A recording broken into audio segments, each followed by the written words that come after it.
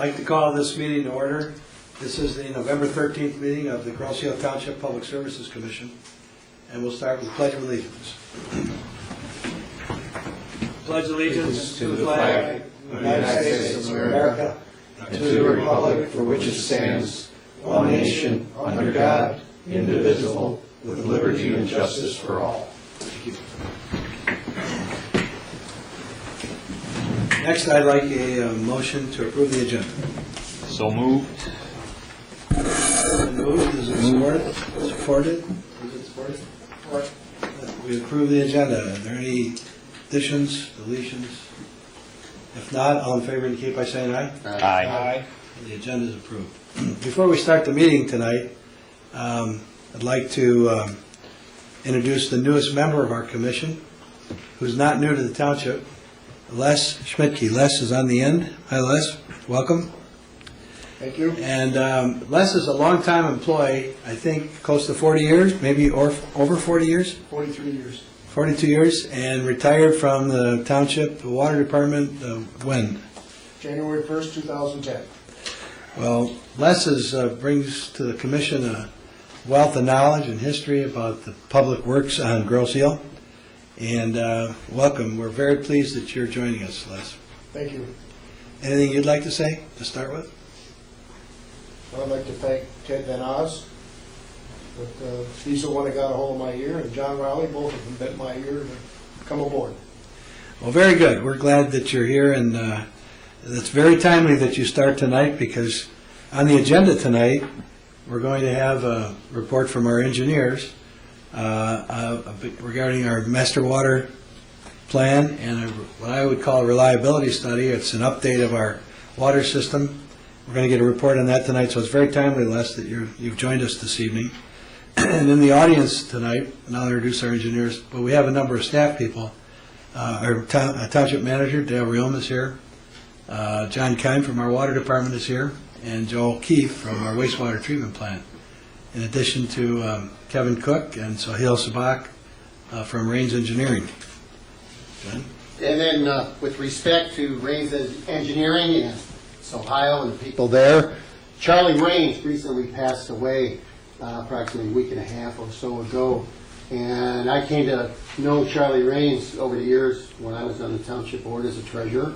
And we did a lot of things. Ohio, I think, was brand new on deck at that time. And there were many things that were done with Charlie's aid and assistance. Things that I think about are the public safety building, that's the police and fire building, the bike path, and maybe Les Schmidtke would have a little something that he remembers that would be interesting with respect to Charlie Rains. He was a good guy, and it's sorry to see him pass away.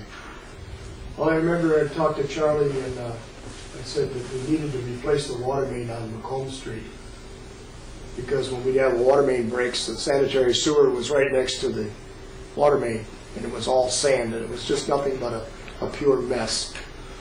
And when we had a main break on Macomb Street, we'd be putting people out of business and out of work. So Charlie and I, he says, well, where do you think we can put it? So I grabbed a paper towel out of my truck, put it on the hood of the truck, and I says, here. And I drew it down the south side of the road underneath the sidewalk.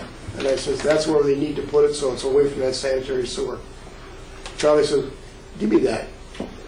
And that's how he took that back to the office, and that's how that water main got done on Macomb Street. Very good. Is that still in the archives, Les? I have to ask Sohail if he's still got it.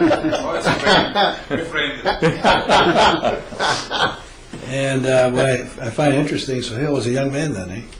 Yeah, he was. Well, Kevin certainly still is. So there you go. Anyway, welcome to everybody that's in the meeting room tonight. And Les, thanks for your comments. Next is we have minutes of two meetings. And so first is the September 11th meeting. I hope everybody's had a chance to read the minutes, and I look forward for a motion to approve. So moved. Support. Moved and supported that the minutes of our September 11th meeting be approved as distributed. Any comments? Hearing none, all in favor indicate by saying aye. Aye. Opposed? The minutes are approved. We have minutes of our October 9th meeting. You've had a chance to look at those. Entertain a motion to approve. So moved. Approve or support? Moved, supported that the October 9th minutes be approved as distributed. Any comments? If not, all in favor indicate by saying aye. Aye. Opposed? Minutes are approved. We have approval of bills, vouchers found on page 13 through 19 of your packet. I looked the bills over. I didn't see anything out of order or any questions. If there are any, we'd like any questions. We should first have a motion to approve. So moved. Support? Support. Support. Moved and supported that the vouchers found on pages 13 through 19 in our packet be approved as distributed. Any questions? Yeah, Mr. Chairman, I have a quick question, just so I better understand what all these things mean. On page 15, they're not big amounts, but what caught my eye was that it seems they're the same department and the same amount, and it's an odd number, like at the bottom for island service. You have Department 590 on the same day having two charges of $25.17. There's probably two bills put together.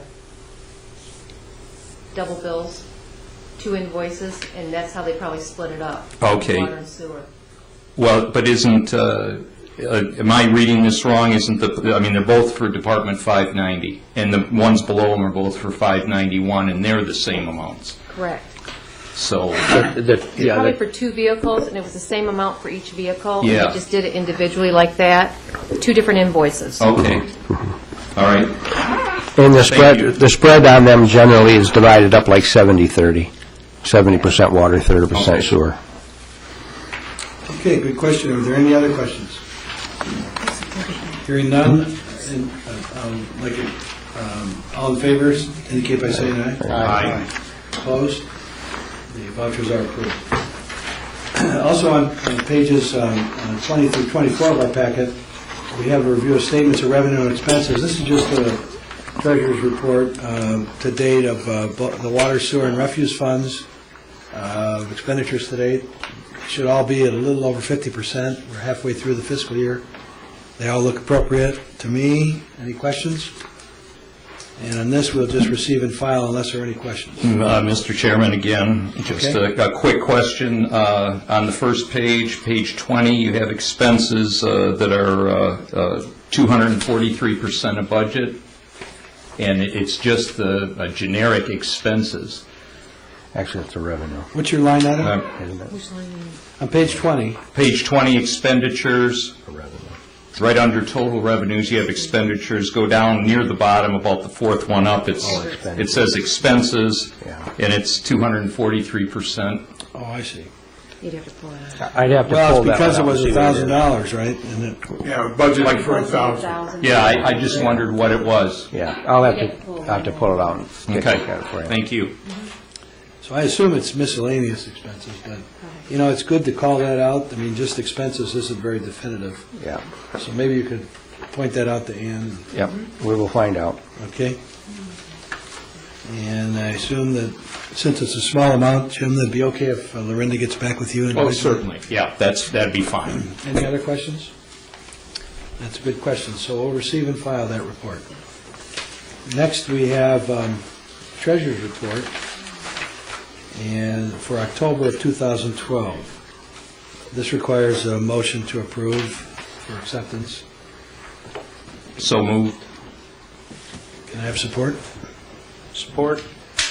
Move support of the Treasurer's Report for October for our public service DPS funds, basically water, sewer, refuse, so forth, roads, be approved as distributed. All in favor indicate by saying, or are there any questions?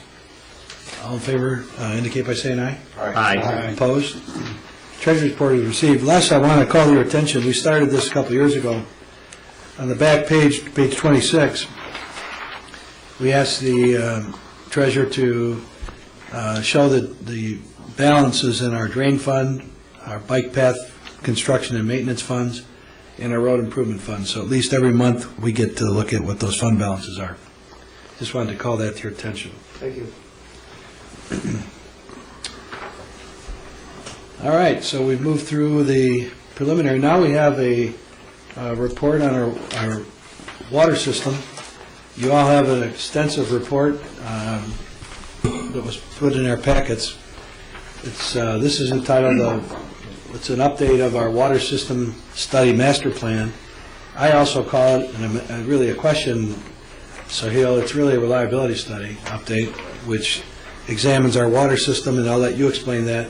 But our engineers from C.E. Raines Company, Sahil Sabak and Kevin Cook, are here to make a report. And I think what we'll do is you can make your report, and I don't know if somebody has a burning question or want to wait till the end. And the audience is invited to ask questions too, Mr. Manager and so forth. So. Good evening. First, I'd like to thank you all for your thoughts of sympathy about the passing of Charlie Raines. He will definitely be missed. Second, as far as the reliability study, we have prepared a report to meet MDEQ requirements. For the past 5 years, MDEQ has been pushing the township to perform a reliability study on the water system. The last study that was done over 26 years ago. And I guess they're putting enough pressure on Barry that he couldn't avoid it anymore, so he recommended that we perform one and present it to you. With me tonight is Kevin Cook. He's one of our project engineers. He did prepare the reliability study, and he based it all on the existing system that the township has in place now. What he will do is he'll be going through a PowerPoint presentation that delineates the outline of the report that you have in your hand. Then after that's done, we will address any questions you may have about the study and about the system. Kevin?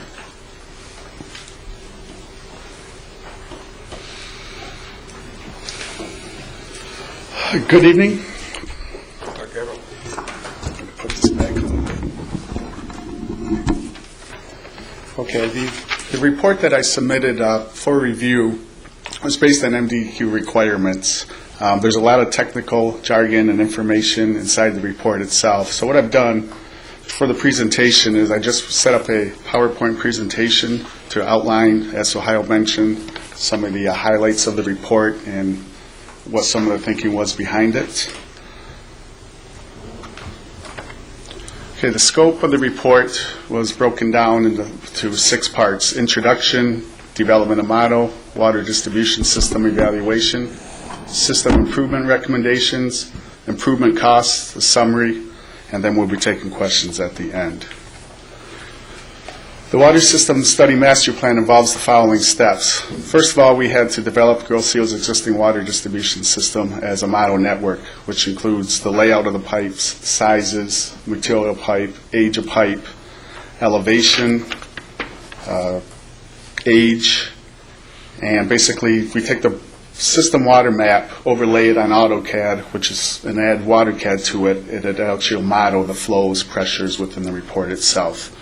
The second thing we had to do was establish the water supply demands for the model. This was used using Detroit Water's records for each daily demands, yearly demands, hourly demands, and that was averaged over a 4-year period. The initial report was completed in 2010. The model was used based on those averages itself. We did, for this report, update it to include the last 2 years of flow. It did change the average a little bit, but not enough to affect the overall development of the report itself. So once we did the demand was basically spread across the township. We know we got, an average million gallon per day. So it was used based on population density and use. Certain areas where there's higher concentrations of homes, more demand was used there. And depending on the use, restaurants, different type of office buildings and that type of stuff was basically based on just spreading it out over to get a good model reading for the entire project. Field hydrant flow tests were collected for calibration of the model network. Basically, the model will spit out a series of pressures and flows, and then what we did is we took field hydrant measurements and compared those to what the model was predicting and saying was happening. So based on the field conditions, the model was calibrated. A lot of it has to do with the age of the pipe, the C factors involved. So basically, you take the field data and just try to blend it and work the computer model down to even out to match field conditions. And then the recommended system improvements were based on the fire flow requirements from the MDEQ.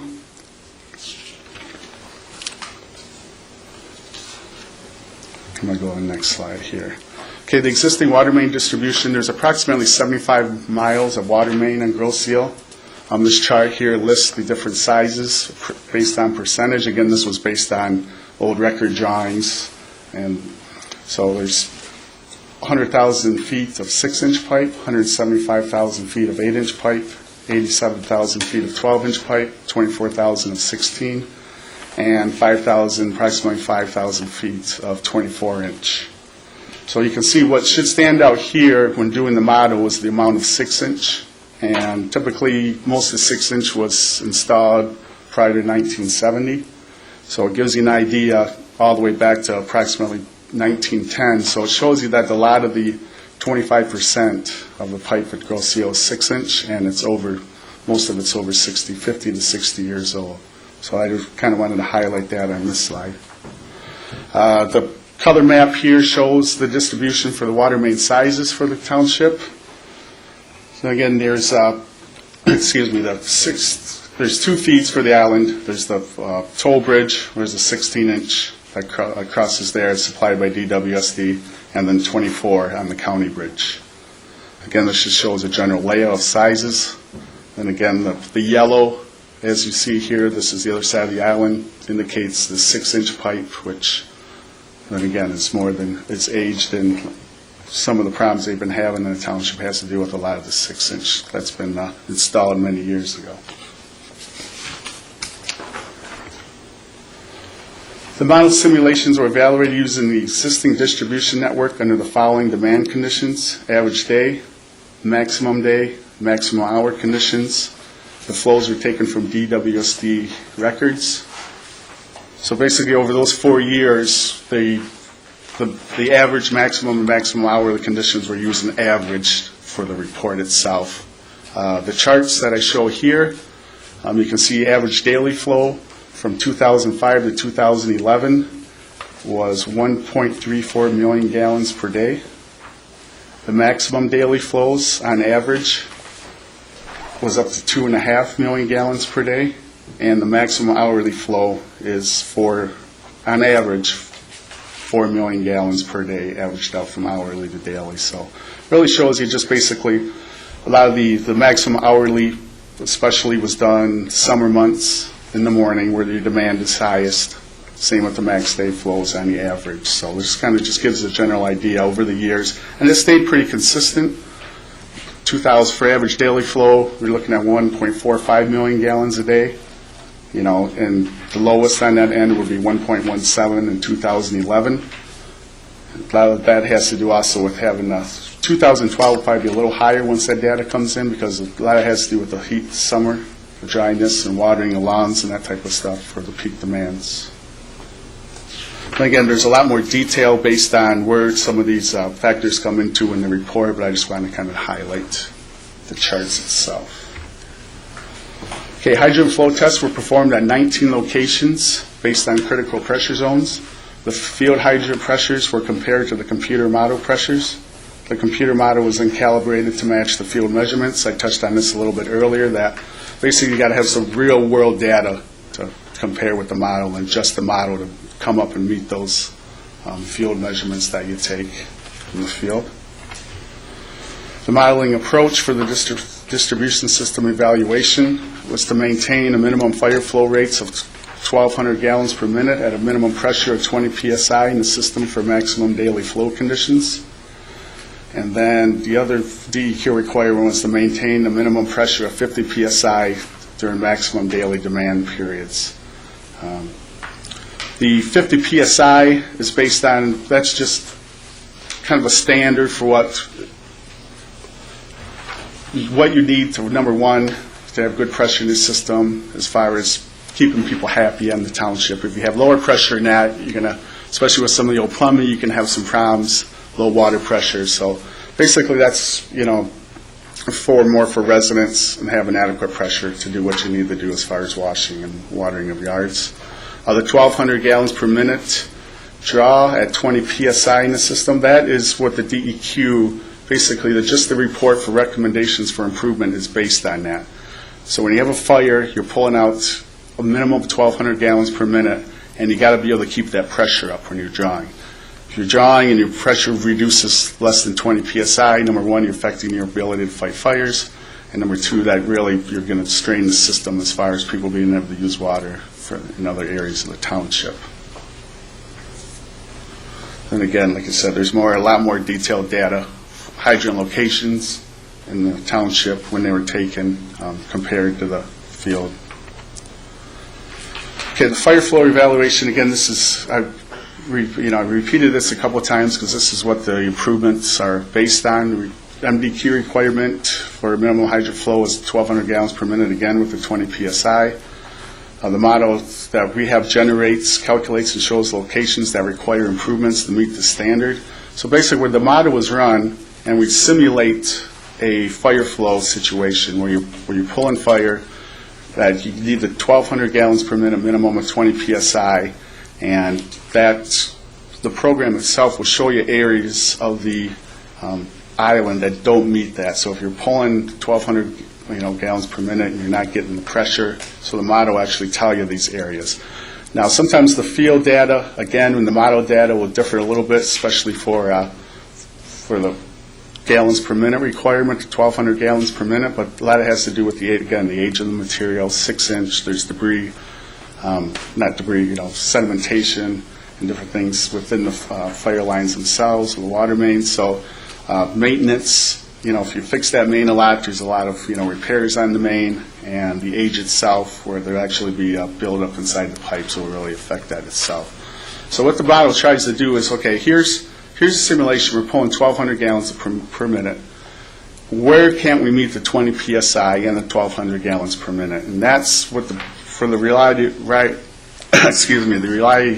report, that's what the MDQ was looking at. They want to know, okay, where's the trouble spots and what are you going to do to fix them? So I'm going to go into the next chart. And this area, this map here will show the areas, the nodes, the circles in there. This is what the model predicts as far as fire flow. The reds that you see are areas that have less than 1,200 gallons per minute that will provide. The cyan color, light blue, is 1,200 gallons, between 1,200 and 15 gallons per minute. The green is 1,500 to 2,500, and the blues are 2,500 GPM or greater. So looking at this, you can see certain areas. Now, some of the areas, I can tell you, like on the north end of the island, there's a lot of 6-inch main there connecting. You can see, I wanted to show the actual 6-inch mains there. A lot of the red dots where there's not adequate fire protection will show up on the areas where there's a lot of 6-inch main and a lot of older main itself. So then again, so these are the areas, wherever you see the red dot node, these are where the model is telling us that we don't have adequate fire protection itself. And again, on the other end of the island, on the south end of the island, around South Point, there's a lot of areas with the red where it doesn't meet fire flow. There's, it's fed off of 112 coming off South Point, and it basically loops through a bunch of dead ends. There's no other connection there with a lot of 6-inch, so there's a lot of red areas in that area. And then there's some other scattered areas throughout the island that, due to the 6-inch mains and elevations, sometimes you'll see some of the elevations, the points in the middle of the island, there's some red spots because the middle of the island's higher, you're going to have a little bit less pressure itself. Okay, although most of the system performs within the criteria for average day demands and maximum daily demands, there are areas that need upsizing to meet the 1,200 gallon per minute fire flows. There are other areas that need to be looped to eliminate dead ends and improve fire flow. And now this is going to bring up to the map itself where the model is saying we need to do system upgrades, pipe sizing upgrades to meet the 1,200 gallon per minute flows with 20 PSI. The south end of the island, along Park Lane, along Bridge and Meridian, there's some, then again, I'm going back to the 6-inch mains that are there that need to be upsized. We're proposed looping some of those and upgrading them to 12-inch. The red areas you see are to remove and replace the 6-inch with 8-inch water main. And there's a couple areas where there's some dead ends that a loop would help out the situation a lot, and those are on Park Lane. Apologize.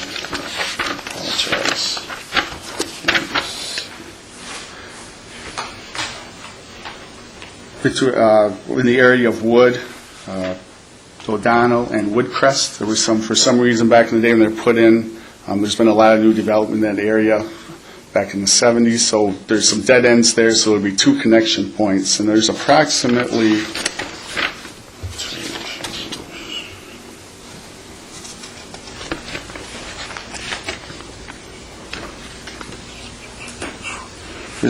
about 1,300 feet. So those 2 areas off of Park Lane are the only areas that the system is telling us, okay, we need to connect these 2 different areas of pipe, of water main pipe together to get better flows and better pressure through there.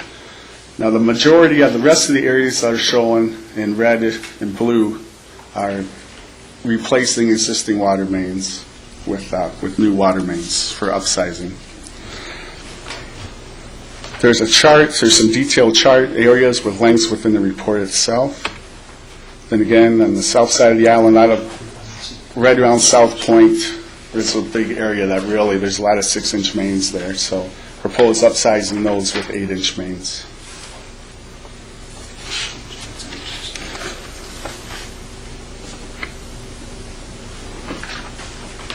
Okay, before I go into cost, maybe give a second for any questions regarding, I know I've just gone through some a little bit fast, but just want to see if you guys have any general questions at this point regarding size. Since I'm the chair, I'll take the prerogative here. I spent quite a bit of time studying this, and I have some questions. Okay. First of all, since with the state requirements every 5 years, shouldn't this be labeled reliability study? I mean, are you going to submit it as a master plan or reliability study? That was one of the comments we had from the DEQ, actually. When we got some initial comments from them, the reliability master plan, she kept calling it the master plan and water study. So they prefer to call it the master plan? Yes. All right, I've heard it both ways. Yeah. And I think that somehow in the letter transmittal or whatever, it's clear what you did is a reliability study, not just a master plan. Yeah. And somehow you ought to make sure you cover both bases on it. Okay. On the flow data, I guess I got to back up. The question I have on that, when you talked earlier about the flow data, you had the maximum hour and maximum day flow. Did we get that data off of a SCADA system that we operate, or was it from DWSD? It was from DWSD. He was in their WAMR. So we don't have that SCADA capability, or do we now with this connection we have with them? We have that capability. But right now, we have that capability to check the SCADA system of our own, but the official data comes from DWSD. What a maximum day, maximum hour, that information comes from them. And does everybody... We can verify that with our system, Right. but they furnish the data. Does everybody understand what we talk about SCADA system, what we're talking about? Okay.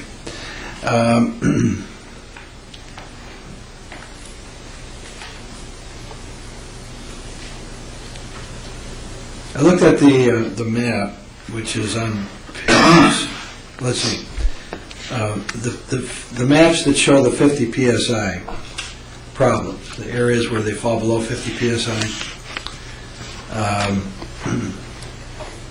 One of the areas that's pretty clear is on Meridian near, and I don't have a page number for that. Is it page 35 and 36?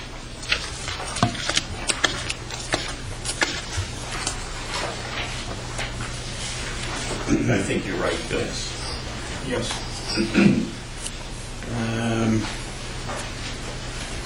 No, that's...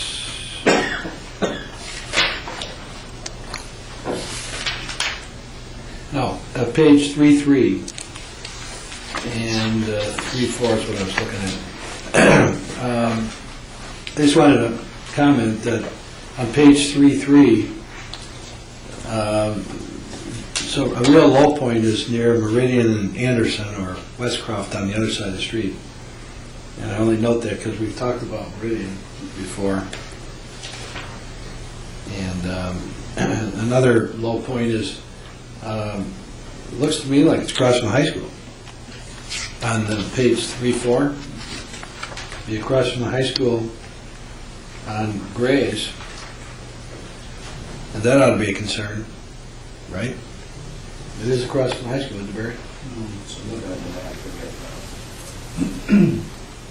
That's Along Park Lane and then on Grays. Park Lane? Grace Drive and Lions. Yeah, that's right across from high school. Yeah. So that's a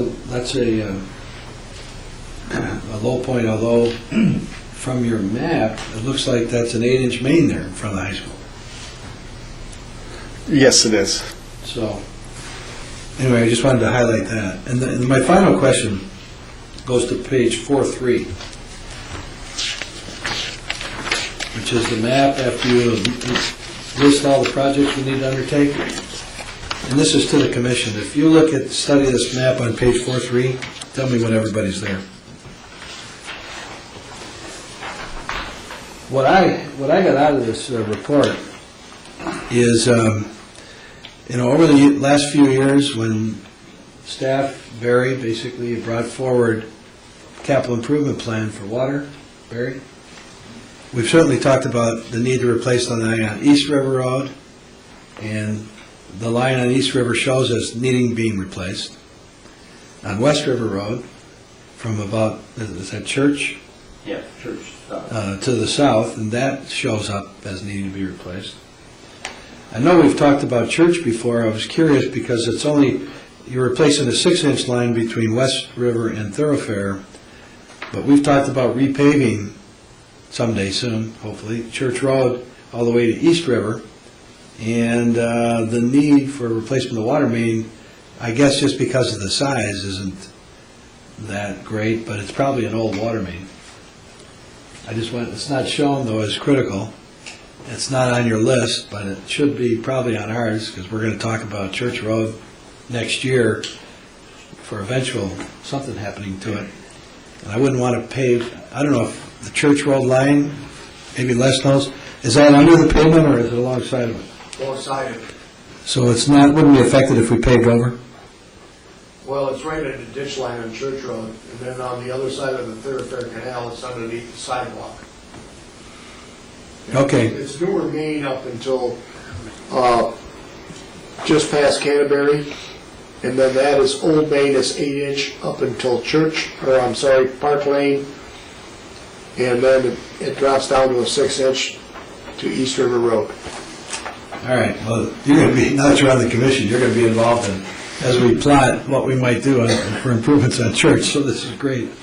My final comment is, this past year, we focused a lot of discussion about Meridian, replacing the water line on Meridian for like 3-4 miles of Meridian, and it doesn't show up on your report as needing to be done. We've had a lot of water main breaks, so I guess the question I throw back for consideration is, do we get a bang for our buck in terms of increasing pressure and reliability by doing the line on Meridian, since it doesn't show up there, versus East River? That's something I'm throwing out there. One of the things that just, what this chart depicts is the recommended water main improvements based on a minimum of 1,200 GPM per minute.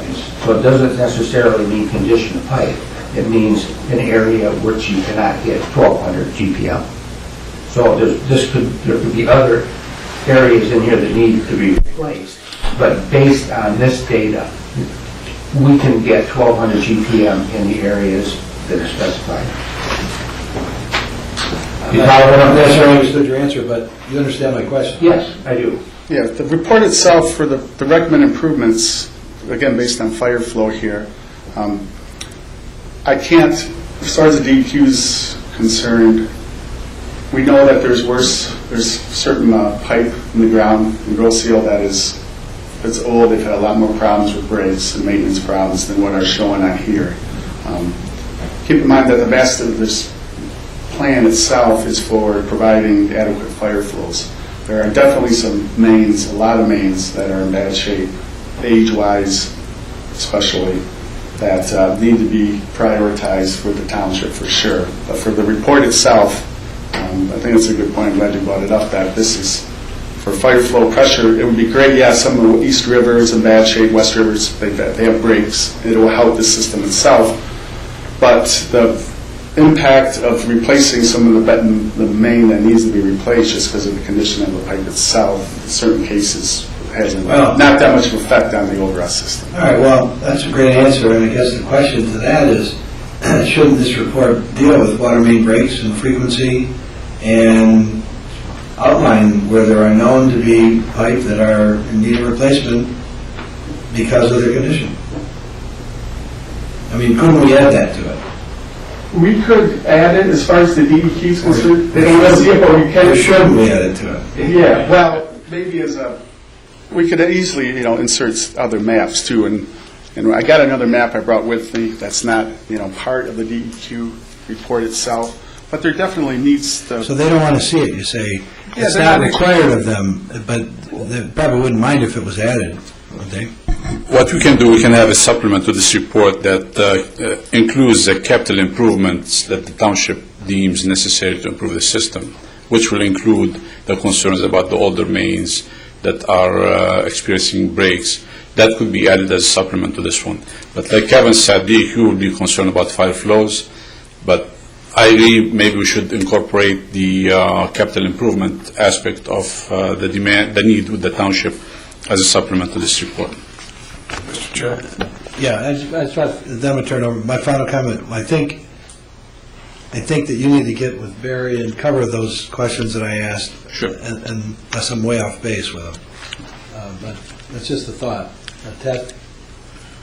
A couple of questions. The 1100 GPM that you're referring to, is that free flow pressure, open hydrant free flow? Yes. With the pumpers that we use with our fire department, are we capable of boosting that pressure? Or can we not get any more than 1,100 gallons through a 6-inch pipe? Where it did identify the 1,200 gallons, you may not be able to get more than that out of the hydrant. So I know the pumpers that the township has may be able to pump 1,500 to 2,000 gallons per minute, which kind of raises another concern. Do we want them to pump that much out of a hydrant that cannot supply more than 1,200? And that may cause negative pressure in the piping system, cause the pipes to collapse. So it'll be prudent to identify those areas to the fire and provide them to the fire department, so when they go out, they are aware that there are flow deficiencies and maybe they can use collapsible hoses. And I think they do that anyways now between the hydrant and the pumper. So in case the pumper ends up pumping more than the 1,200, they do not. So what you're saying is we should be identifying these hydrants? We should be identifying those locations to them, yes. We certainly are not going to hand them a map. Should we be identifying them at the hydrant? It is better to identify them at the hydrant, yes. This way they know when they get to it. There'll be a tag on the hydrant that says this hydrant is capable of or a providing that much. stencil or something saying, rating it 1 through 5 or whatever. That's correct.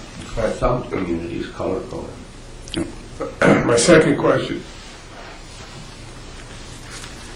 Our data that we get from our SCADA system on our flow to the island, are we able to measure pressure and flow volume or just volume? We, coming to the island here, we're supplied most times pressure to our master meters that come from the city of Detroit on the other side. I'm getting to it. Around 70 pounds PSI. When it comes to the island, after it comes through the meter, we run it through a PRV, a pressure reducing valve, that gets it down to about 50 pounds in our system. And that's about what we carry over here most times. I'm going to repeat my question. do we have a way of metering the pressure that we actually have on the island? Yes, at the north end, in the meter, in the pump house. There's a device there that records the pressure. The pressure? Yes. Okay. That's only downstream of the meter. Downstream of the PRV valve. Mr. Van Os, if you're looking at pressures throughout the system, you may have to conduct pressure measurements at various locations, static measurements of hydrants at different locations of the island. And we do that. Periodically, we have a list where we go around and we take pressures in our system. Well, I guess where I'm going with this, there's all kinds of conjecture and theory as to what causes water main breaks, age of pipe, ground faults. I've even heard barometric pressure has something to do with it, which I don't know that I believe that or not, but I think in reality, through most systems,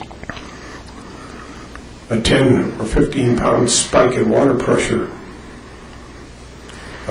coming through our pressure reducing valve, if our pressure reducing valves aren't doing what they're supposed to do, can cause havoc, and we'd never know it. It could be a 20-minute spike, it could be a 2-minute spike coming into these old pipes. Is there a way that we monitor or measure our PRVs to see that they're doing what they're supposed to do? Barry, I don't know if you have any means of measuring the downstream pressure through the PRV. Not right at the PRV. Okay. I'm just curious. Yeah. You know Yes. where I'm coming from. Yes. No. Right. And actually, I would think a 10 pound Sure. or 20 pound surge on a 60-year-old pipe can really raise havoc with that pipe. Pressure fluctuations definitely will cause what we call a wire hanger effect on the mains, up and down. And I guess my next question is, would it be advisable for us to be able to do that? Would it be worth the cost to be able to do that? it'll be worth it to make sure that the PRVs are functioning properly and maintaining the pressure that your system is tolerating at this point.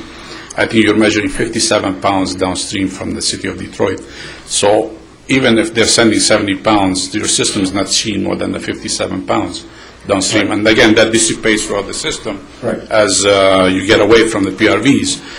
As long as you don't have this fluctuation up and down, even if you go from 57 to 47, that's 10 pounds drop, that will create the same wire hanger effect on the system. And I guess my concern is we're relying on a supplied water system from something less than a perfect system, being the city of Detroit, and their ability to control their delivery system.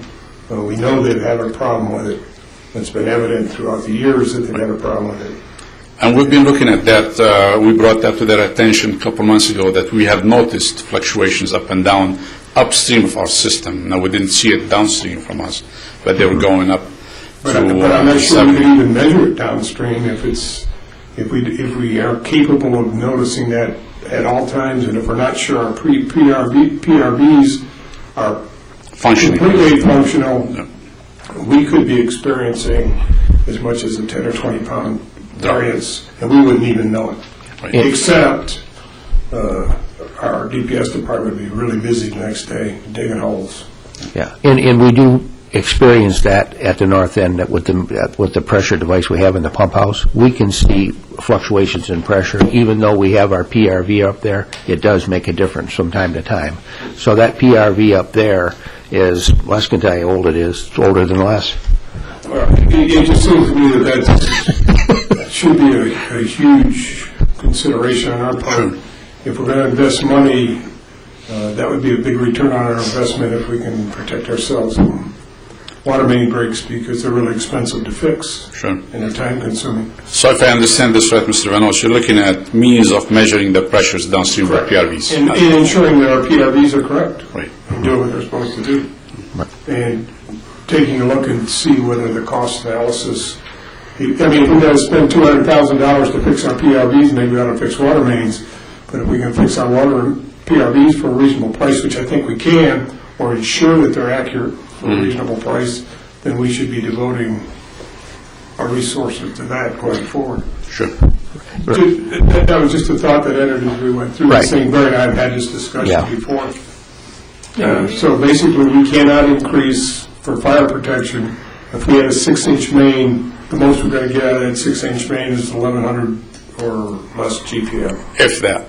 Sometimes the 6-inch main that we have in the ground now may have 4-inch cross-section on the inside after the build-up. That's Regardless of what we have available to pump. And And the standard for fire protection is set by the state or the federal government?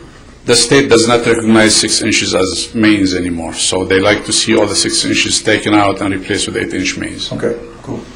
Secondly, I noticed on your review chart that on Elba Island, for example, we went up with new 12-inch main. When it got down to just about the end of it, it dropped back down to 6. Was there a reason we didn't replace the, it would have seemed that that project should have gone 12 all the way to the end? I think that the main stopped at the gate, and the rest of the area is private roads, and for some reason, I don't recall why the township decided to stop right there at the gate. You would have been here. No, he wasn't there. Before your time. Les, do you have any feedback on that? That was private in there, and that's why they stopped. Les, I don't think your mic's working. Push your button up there with the mute button. That was private property still. past the gate, and that's why they stopped there with the 12-inch, because the people down there didn't want us to come in there and tear it up. Okay, cool. I noticed that. It was just a curiosity. And what was my other question? I guess that's it. I'm going to go down the table, but Ted, on your comment about SCADA, I mean, I think a lot of the cities that this past decade that were getting the high peak flows from charges from Detroit started to get more sophisticated SCADA measuring systems so they can measure pressures for the very reason you brought up. And so I guess, I don't know, I'm not a SCADA expert by any means, but if there's some data measuring that we should be doing, I don't think you should hesitate to bring it to us, so we can better monitor our system. Right. I don't think the monitoring, from what I gathered from what was said here, the question is our PRVs working properly? Yeah. We haven't ascertained that yet. That's what I mean. And as soon as we do that, if we can reduce our water main breaks by 50%, 10%, I think it'll pay for any work we're going to do on it. I think we just need to focus our funds where they're going to do us most good. Yeah, we know as far as the pressure fluctuations, we do get a little bit from the north end. The PRV that we have at the south end here at the county bridge is right in the meter pit itself, and that would be easy to put a probe in to test the pressure on our side of the PRV pretty readily. The one on the north end is in a separate pit, and that one's going to have to be dug up and probably overhauled. It hasn't been touched in, I don't know, has it ever been worked on?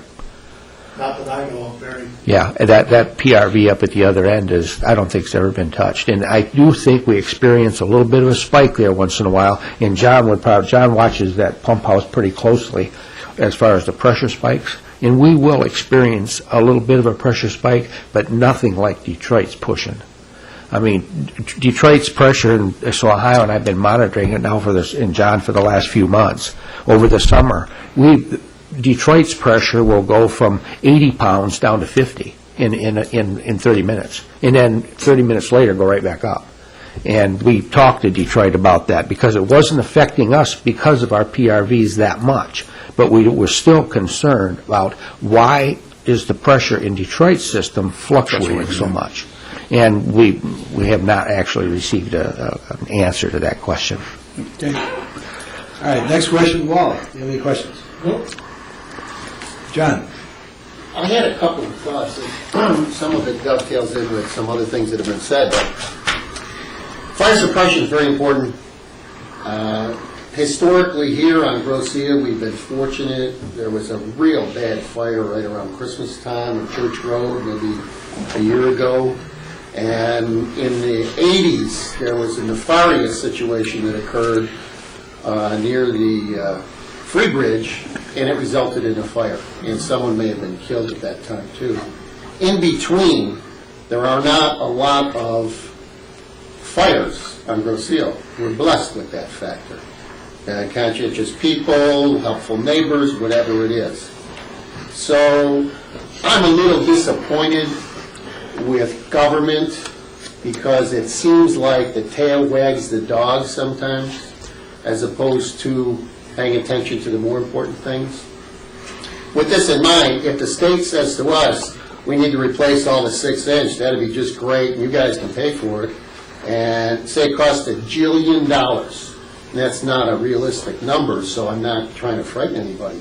But then the bonds are sold, the taxpayers pay, the state's real happy, they don't live out here, they're not an individual, and it justifies their existence up there, but it really doesn't improve our conditions down here, where maybe we do need to focus on some new water mains in certain areas to cut down on the breaks or whatever it is. And that's a moving target. So if we looked at one place on the island and says, oh, we got a lot of breaks here, let's replace that, you know, as soon as you did that, you'd have some breaks in another area.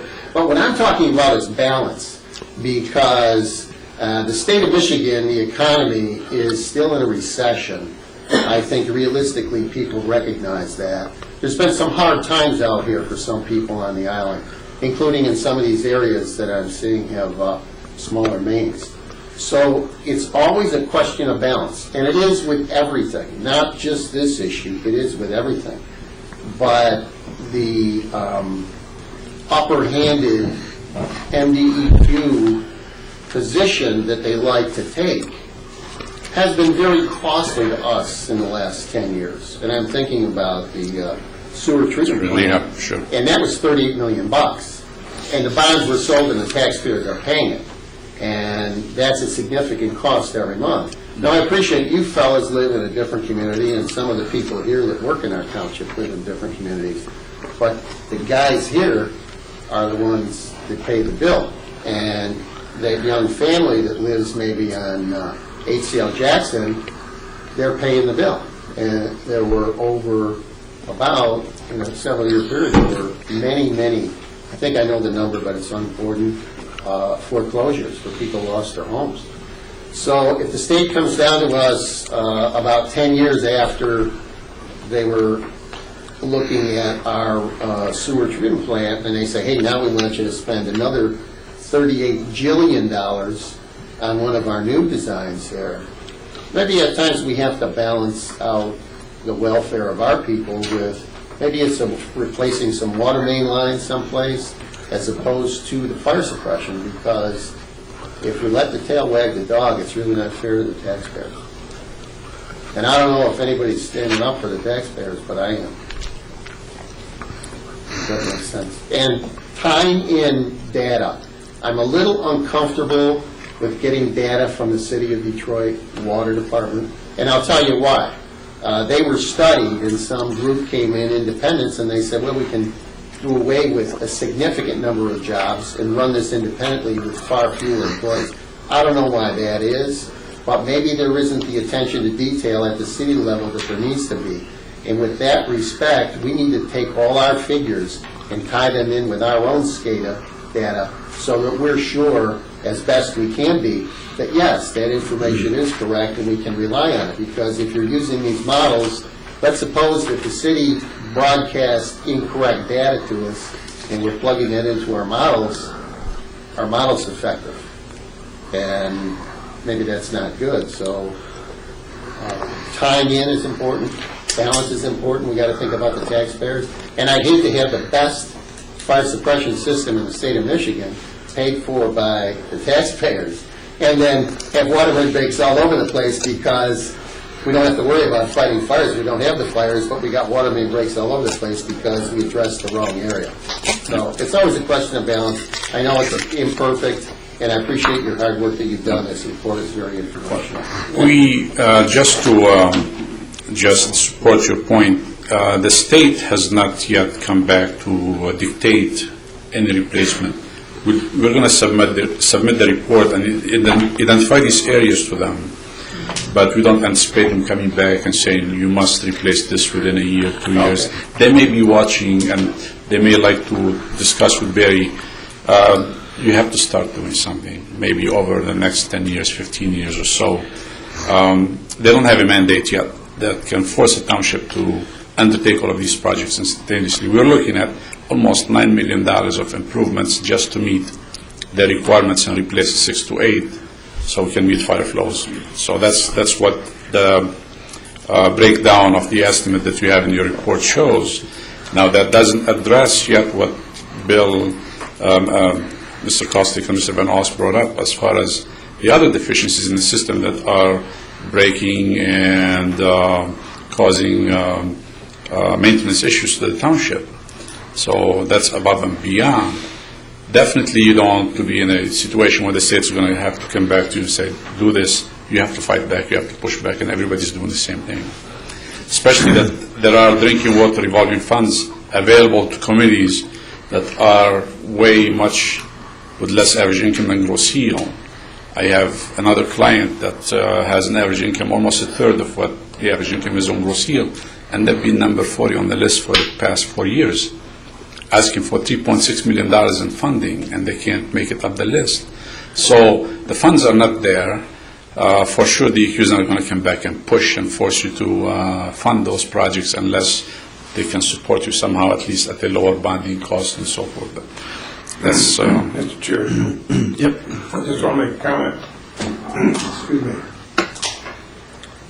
I remember back in the 70s and 80s when we were required to evaluate our sewer system and start the upgrades, and we took basically the same approach you're taking. We just can't afford it.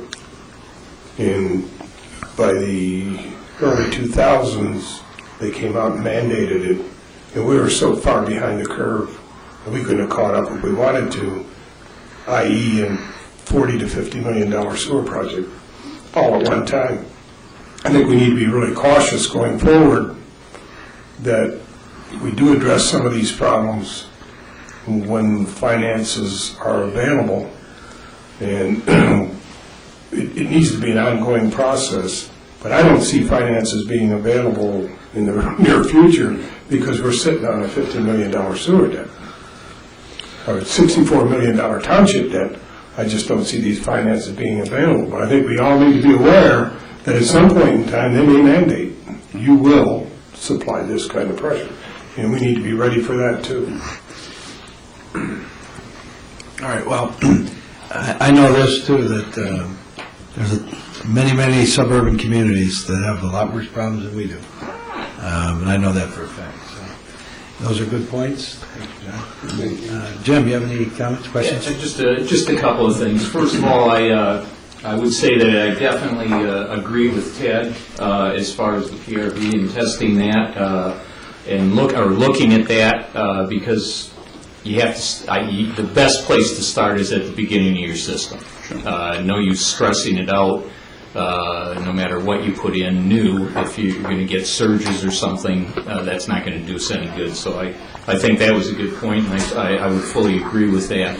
Also, what John talked about, dealing with government, and of course we're sitting here, we are government, but maybe we need to look at being a little more proactive with the state and talking to them more and getting to the people so that they understand what we're under before they mandate anything. It's always easy to sit back and say, well, they're just bigger and they're not going to listen to us, but it never hurts to talk. And then one last thing, I just for my own education and maybe for the people watching this meeting, 6-inch main is no longer used. Is that correct? So anything we have 6 inches is just old. That is correct. They are used for fire suppression system on private supply, but they are not considered public mains. Yeah, but as far as what we would put in, pretty much it's going to be 8 or 12. Is that correct? 8 or larger, yes. Okay, because in our system, the 1624, the big mains coming in, and we pretty much deal with 12 or 8. Yes. Okay. Thank you. Okay, Phil? 2 quick questions. On page 2.2, when we're talking about the demographics, I just read that was the 1990 census and projection going forward. how comfortable are we with those numbers, or was any change of those numbers based on actual data? I believe the 2010 census actually was about 10,300 approximately. Yes. Okay, Yeah. right. So I updated some of the flows, but the projections were close enough where it didn't affect the report. But yes, it's actually gone down. So we're pretty comfortable with those numbers? Yeah, it's a long shot when you're going Okay. 20 years, but that's using some COGS numbers. Right. And just one other quick question for my own information. On page 2.6, when we talk about the scaling and calibration, just give me the real quick definition of residual conditions. It's just for my own knowledge. I understand static conditions, Right. but residual conditions, I just didn't make sense from that for me. When you test hydrant flows, you want to test the hydrant where assuming another hydrant is open, and that will create a residual pressure for you. You cannot assume that you always have a static pressure at the hydrant. Correct. You open it, you end up with residual pressure. When you analyze the flows, what you do is you take the factor, the diameter of the nozzle, the C factor, the coefficient of friction of the pipe, some empirical number, I don't know where it comes from. Then you take the static pressure and the residual pressure and subtract them, and you take the square root of that and you apply them together, and that's your fire flow. That's how you calculate it. Now, some fire department has decent formulas. They do a pitot tube test on the hydrant. The way they test them, they don't want to get too much trouble, open this hydrant and go test there. What they do is they use something called Siamese connection, where it has two nozzles, they connect it to one, so they open one nozzle and test the other. That gives them the residual pressure. That's how you test them for. And most of the hydrant flows are calculated at 20-pound residual, not static, so. Okay. So the ones where the difference was quite great, the minus 17 on the one, and so that would indicate a more deteriorated piping system, or? Typically, yes. Okay. Yeah. I mean, The more the negative number, the worse the coefficients are in reality compared to absolutely. ideal. The hydrant lead was probably, it had built up, could be down to a few inches on some of those old mains. So Thank you. the difference is, I'm glad you mentioned that, because you see the static and it's for the model, but there is some big differences for field conditions in the model for residual. So. Fine. Thank you very much. Good question, Phil. Les? The PRV valves that are up at the north end of the island, I remember John and I pumped that pit out, and John went down there and looked at them. And my suggestion was, I don't know, quite a few years ago, that we build a building over the top of that pit, so we have easier access, because you're going into a confined space through a small manhole. And when we got down in that thing, it hadn't been touched in I don't know how long. I mean, I started here in 1965, and those PRV valves were put in then. So to have those there's two of them in there, if I'm right. Les, would you turn on your mic, please? How was that? I believe. No.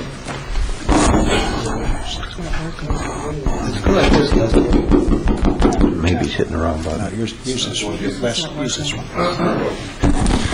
I believe that there's two PRV valves in that pit at in Riverview. And John went down there and looked at them, and they're both in operation, because they come off the 16 and they're looped around. But to get into that pit, it's a confined space, and it needs to have a better access to it. And to be able to get into that thing and work, you need to have a building or a roof over it so you can go into it, like our meter house over in Trenton. I don't think it would cost that much money to put that on there. Next question. So Les, I'm lost. Tell me where this meter pit is. It's on the west side of the Tolls Bridge, on the north side of Bridge Road. The meter pit for the water meter, Detroit is there, and then to the east of that, this pit was put in, and the two PRV valves are in there. So after I go through the toll booth, it's west of there. No, it's before you go through the toll booth. After the bridge, but before the toll Yes. booth. On the right-hand side. Is that in the vicinity of where we were petitioned to put a hydrant in? Yeah, close. Yes. Okay. So what kind of a building would you envision? Nothing fancy, just 4 walls and a roof. 4 walls, a roof, and a door. That would be about it, with stairs to go down into the pit instead of climbing on a ladder. Okay, so I guess I can't envision that, but maybe sometime you can show it to me. The pit is it's either poured concrete or block, I don't know what it is, but then it's got a slab over the top of it. So you can remove the slab so it's open, and then build 4 walls and a roof over the top of the pit with a door and a stairway. Okay. That's kind of like what, if nobody's been in the meter house over there in Trenton, that's what's over there. How deep is it, would you say? 10, 12 feet? No, it wasn't that deep. Not that deep? About 6 or 7 feet. Is that correct, John? All right, well, I guess if that's a legitimate recommendation. I don't know about timing or anything, but you want to pursue that? And I mean, I don't know, the commission, where do we go with that? That sounds like a reasonably good idea. One of the things that we need to do, if we're going to do that, is we need to either overhaul or replace those PRVs that are in there. In fact, we've got to take the top off the vault, which we cleaned it out not that long ago. We went up there with a vac truck and cleaned it out, but we never did get down in there to do any repairs to it because there really isn't any repairs that were immediately necessary. But if we're going to put a building over it, we need to take the concrete top off of it. We need to get in there and repair or replace, bring up to speed the PRV valves, and then we can enclose it. We need to get some numbers, some estimates. We could list, when we do our tour in the spring, we could look at where we're talking, I guess. I assume we have our own easement there. I don't know how it interferes with the bridge, but, and then PRV valves themselves can be very expensive. Yes. I suppose. So, I don't know if we want to, it would sound logical to replace them before we put a building over it, but, Well, there is a company that comes out and maintains them, because when I was working, we had them out at the one in Trenton, and he calibrated it, checked it out and everything, he said it was working fine. We've had them out a couple times also. It's Clay Valves, the name of the company. They come out and they'll test them. And the one at the county bridge tested okay. The one at the north end, we couldn't get access to. Mr. Chair, I keep hearing the words confined space. Is that a technical term, or is it just a description of a small place that is difficult to get into? If it's a confined space, there's more to it than It's a technical term, because it is a confined space. So there's an entry permit required? Yes. Okay. Just throwing it out there. all right, Les, anything else do you want to raise on this? I don't want to make too many waves. All right, well, I appreciate the work you did on this, and I hope our questions were helpful. I know, I thought it was a good report. Are there any other questions on it? Barry, you have any? Yeah, off the top of your head, Sohail, what is the cost of these PRV valves? It depends on the size. If you have a 16-inch PRV, if you're going to overhaul the pit, you need to have a bypass PRV also. That's a requirement for overhauling them. A 16-inch could get very expensive. I priced them for one other municipality a couple of years ago in the hope that Detroit would pay for them, and they refused. It could get in the order of $120,000 to $150,000. And the thing is, for a 16-inch main, you don't have to have a 16-inch PRV. I don't think you can we neck do. it down to 12-inch. Yeah. That save you quite a bit of money. And that's my recommendation, is to go down size-wise. Yeah, I don't think the one we have in there now is not a 16, I don't believe. No, the two up at the north end are not 16. Right. They're smaller. Yeah. They're probably more. 2/8. They're 2/8, it could be. But the one over here in Trenton is a 12-inch. Yeah. So to go smaller will save you lots of money, but you don't want to go less than 8 inches on a 16-inch main. Right. But you definitely need a backup, a bypass PRV, so when you maintain one, you still have the flows coming through. And if you're going to overhaul that pit, you may as well, like Les recommended, just put them in a shed instead of still having a pit. Is that something that the commission wishes to move forward on? I think we should look at some pricing. Okay. I really do, because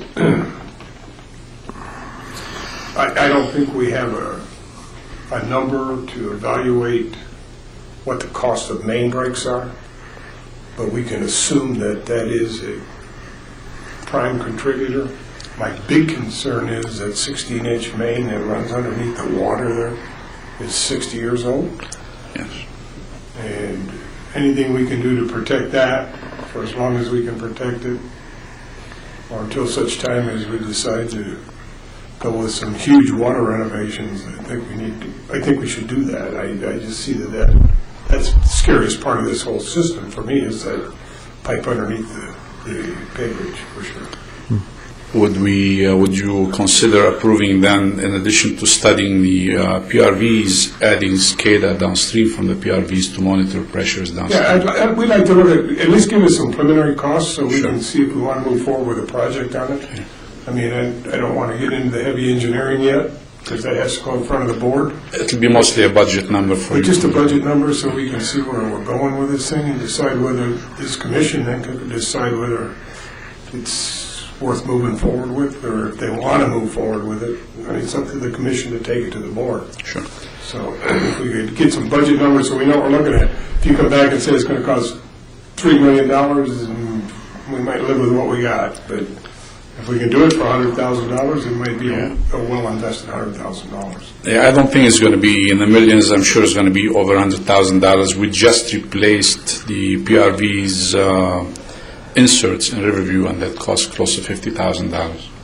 Just the inserts from the inside. They remove the bolts and they're not so cheap. they're not cheap. But it may be, again, better to buy new than to repair the existing, because sometimes you may not find parts if they're old enough. So we'll put a budget number together and bring it forward to the department. Thank you. Along those lines, can that be determined with some accuracy? I'll just call it the rebuild. So Riverview said, let's rebuild ours. There's 2/8, I think that's what John was mentioning. So on a rebuild deal, I understand new is better. Sometimes once again, it's a question of balance. On rebuilds, if the parts are available, that's an alternative. Sure. We'll have that option And so all I also. need to do is get the model numbers and that Sure. kind of stuff, and then you can determine whether the parts are available. We'll present that option. The reason Riverview rebuilt, because one of their meter pits is in the corner of Allen and Sibley. Accessibility-wise, they had no choice but to rebuild them, because, again, they couldn't have room, or the pit wasn't large enough to replace the existing. So, but again, we'll look at both options and present both options to you. Great. All right. Ted, I'm glad you brought up about the 16-inch underneath the pay bridge. This came up a couple of years ago, last year, when we talked about the fire hydrant over by the toll booth. And I have a question. The pipe is laid on the bottom of the river? It's in a trench. It's in a trench. Is it encased in a steel? No, but there is cement over some of it, and they'll hold it in a river. Because when the freighter hit the bridge back in '92, there was a diver down. And I was up on the bridge talking to the diver as he was going along, and then all of a sudden he stepped off in this trench. And he said, "Oh, wow, what's that?" And I said, "That's the water main trench." And he could see where the freighter went right over the top of the trench and went into the mud on the other side of the trench. So it's buried, and it's deep that they didn't have to lower that when they lowered the 8-inch main on the south side, when McLeod made the big turnaround. So it's down there, and it's in a deep trench.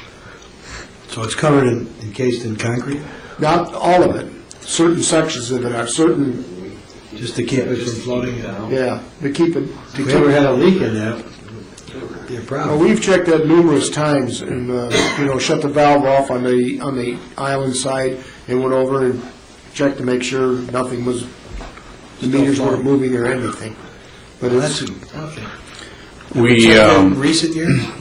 We've done it since I've been here. Who sent that? We did. We've done it since I've been here. All right.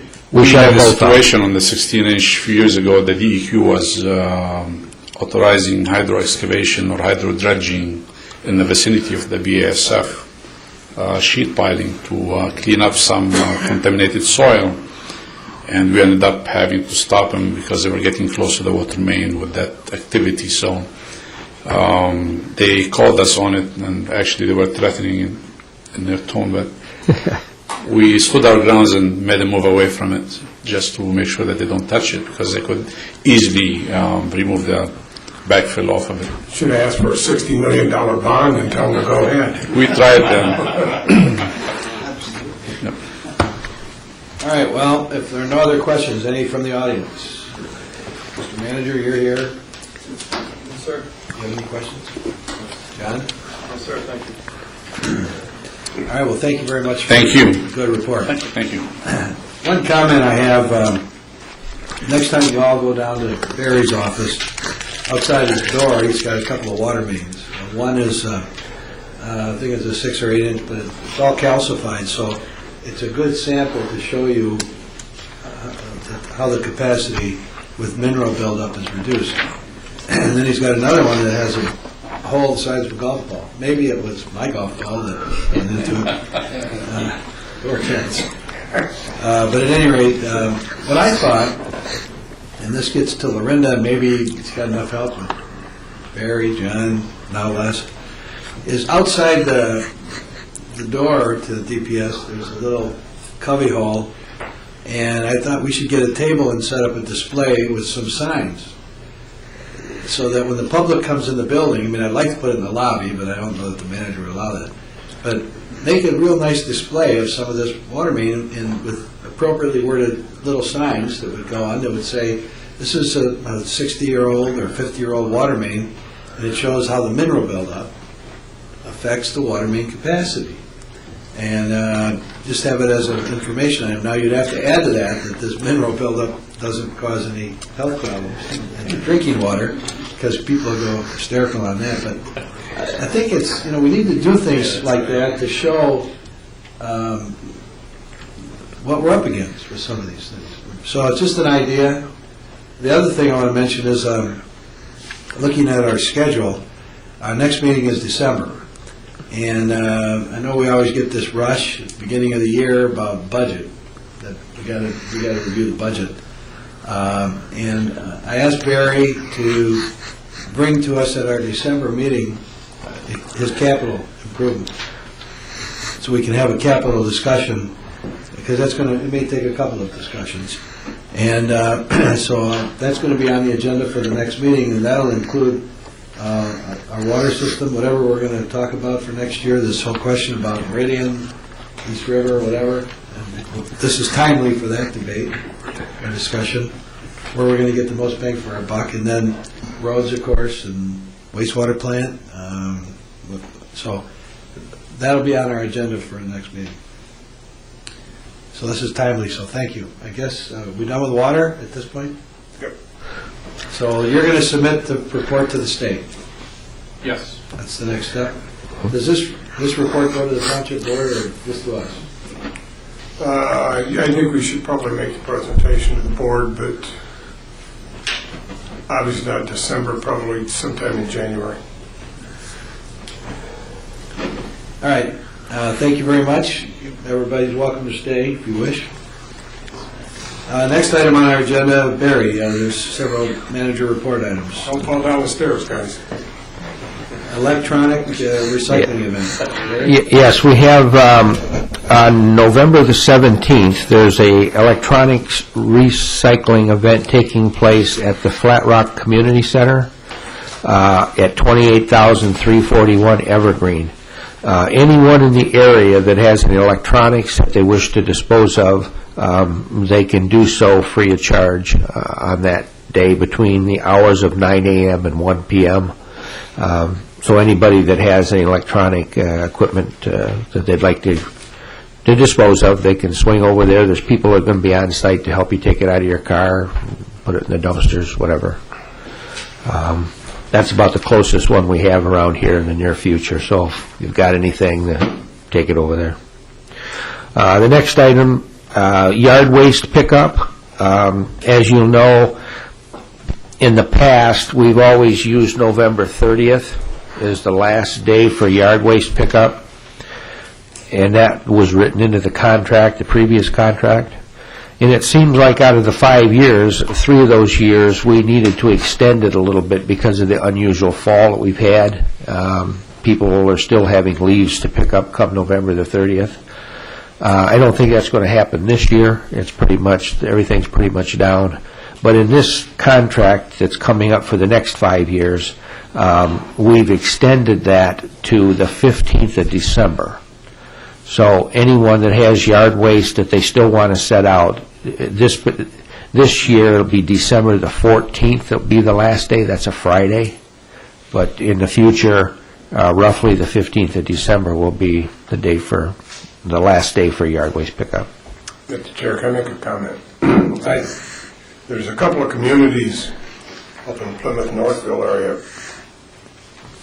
When it comes to yard waste, they have a pretty substantial program, spring and fall, and go bi-weekly, and in some cases monthly in the summertime, because there's just not as much coming out of the lawns, and maybe grass clippings, but there's no leaves, or a few trees and that kind of stuff. I was wondering if you could check with our refuge collectors and see if they participate in any of those, and what kind of cost savings it could be. Because, I know, this time of year, in the spring of the year, you got a lot. Sure. But there's probably a month and a half, 2 months out of the year where we're going around every week and these trucks aren't picking very much up. Just a thought. Yeah, that's something we probably can look into. I know at the last time that the commission reviewed the new contract that's taking place, it was discussed with some of the vendors. In fact, I think they put some addendums or additions to their contract about picking up these things bi-weekly instead of weekly. But I think it was a continuous thing. I don't think it was only in the summertime or only in the winter. One of them was recycle, that they wanted to go to bi-weekly. I don't think you can, in spring and fall, around here, with all the trees, I don't think you can do it. But that's a good point. I'll check with them and see. I don't know if it declines a lot in the summer months or not, but I can certainly check into it and see. We might have to keep a dumpster available if we do it bi-weekly or monthly, where people would have some place to dispose. Sure. Otherwise, it's going to end up in our open space areas and vacant lots. We don't want that. I do know that the two dump the junk days that they have twice a year here that open space puts on, becoming very popular. There's a lot of people that do use that now. And we probably, on a Saturday and a Sunday, when they collect it down to DPW, there's probably 2 or 3 large roll-off boxes of yard waste material that do come in. And the last one was when? Last month? October. We had one in October. And these have turned out to be very successful. We pick up a lot of items that, like you mentioned, would end up in open space property, a lot of it. And we don't allow commercial outfits to dump that. No, we don't. But we will take a lot of things from residential people that they can't normally get rid of in their normal trash, like tires. We'll take tires. I mean, yard waste, we don't allow commercial contractors to dump the junk. I don't think they do, no. It's strictly residents. Yeah. We don't, yeah, okay. Okay. Yes? Just a quick comment. I see a lot of the commercial landscape people on the island taking the residential things that they pick up and leaving them there for us to pick up at pickup time. Down near where I live. Is that what we're referring to with commercial operators? You mean people who come and do work for you at your residence and leave the stuff? That's separate? If you have some materials around your house, if it meets the criteria for yard waste pickup, they can set it out in front. They can, okay, that's, yes. Okay, yeah. Thank you. But generally, it goes by size, and they don't take very large items. But if you've got brush, you trimmed a bush or something in your yard, you had a contractor do it, yeah, they can set it out by the road, and we'll pick it up. I wasn't sure what you meant by commercial Yeah, I think what Ted meant, and you can correct me if I'm wrong, if there's a commercial business in town, and he actually goes out and does work and collects stuff, he can't throw it in our Okay, disposal I've got box. it. Thank you very much. The next is the status update on the drainage project on Wilbur and South Point. We received bids last week on the 8th. The low bid was $34,247. And I think we had about $60,000 in the budget for that project, so we're well under budget. We are still waiting for, we had to have a couple of easements in order to make this project happen, and we had to go to a couple of residents over there to get permission to go through their property with the drain line. There were 2 of them involved. We have received the permission from one, and we sent the documents out to the second one, and we cannot get in touch with them. We haven't heard anything back from them. We've sent emails to them with no response. So I don't exactly, we're going to do everything we can to contact these people because this project basically hinges on their consent to go through their property with this drain. So right now, that's the only thing holding us up from doing this project. Florida? Well, we had an email address for them, and they had been corresponding with us via email before, and we just thought that was kind of unusual. We sent it out, but we haven't heard anything back. So we're going to continue to try and reach them to see if there's some problem with it or something that we can kind of work out with them. But right now, the project is ready to go. I was hopeful that we could still do it this year, and I think we can if we can get this other approval rather timely. So we're going to be following up on that to see what we So if you get this easement, you're authorized to just go with it? Yes. Well, we got to get board approval. With this low bid, we'd have to take it to the township board for approval. All right. But everything else, the permits are in place. The only thing we're waiting for right now is this easement documentation. Bring that to the board at the next meeting, pending easement. Yeah, we can, do that. pending to get That the way easement. when you get it, Yes. you go. Yeah, That's a great idea. yeah. In fact, I think I have a Lorinda had question. that on her list. Mr. Van Osborne, or any of, half the commission here. When's the next official board meeting? 27th 27. this month. I think that's what you should do, Barry, is take it to them pending the easement if you don't have it. Okay, yeah, we can do that. I think it was one of the action items that we were going to have on the board, but we'll Okay. make sure.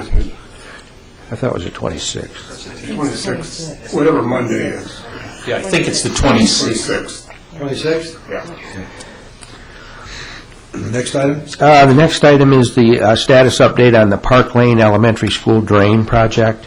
I think Lorinda put them out at your desks this evening. Last week, we just received Wayne County approval to move forward with that project, so whatever the commission would like to do with that now, it's entirely up to them. We can put it out for bid, we can wait until closer to next spring to bid it, whatever the commission desires. What I suggest, when I talk to the school board about it, they, of course, would prefer that the drain be built. If we do it next spring, it's going to be a mess. So they ask, in my discussions, I thought it'd be best to wait till after, so I'd like to bid it in the spring. As soon as the snow's gone, we'll talk about it again, but we budget it next year, bid it in the spring. Oh, we can actually bid it in the spring and start construction as soon as school's over at the elementary school. It's just a 2-week job, but no sense interfering with the school. No. So it won't be done for this spring, but it will be done in the future.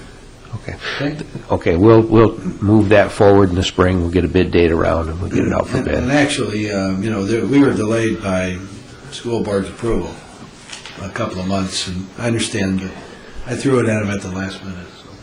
Well, like I say, last week late, we just received the letter from Wayne County approving the project as far as they were concerned. In other words, authorization of the permit. So. Okay. The last item is a status update on the wastewater treatment plant boiler replacement. The boiler's in place. I talked to Joe this evening. The major steam piping is in place, and Joe, it's just the hooking up of the electronics and some of the small piping and stuff that has to be done. And I believe that their schedule was for completion before the 26th, around the 26th of November, and I haven't heard anything that would change that date. So by the 26th, we should have it up and running.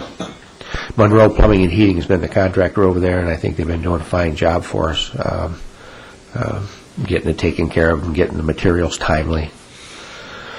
Other than that, that's about all I have. On the wastewater plant, I would just comment, Ted, I don't know if you want to say anything, but as a follow-up to some of the discussions we've had, the township treasurer, Ted Moutman, our own Ted, has solicited a proposal from a contractor to look at some of the minor repairs that need to be done.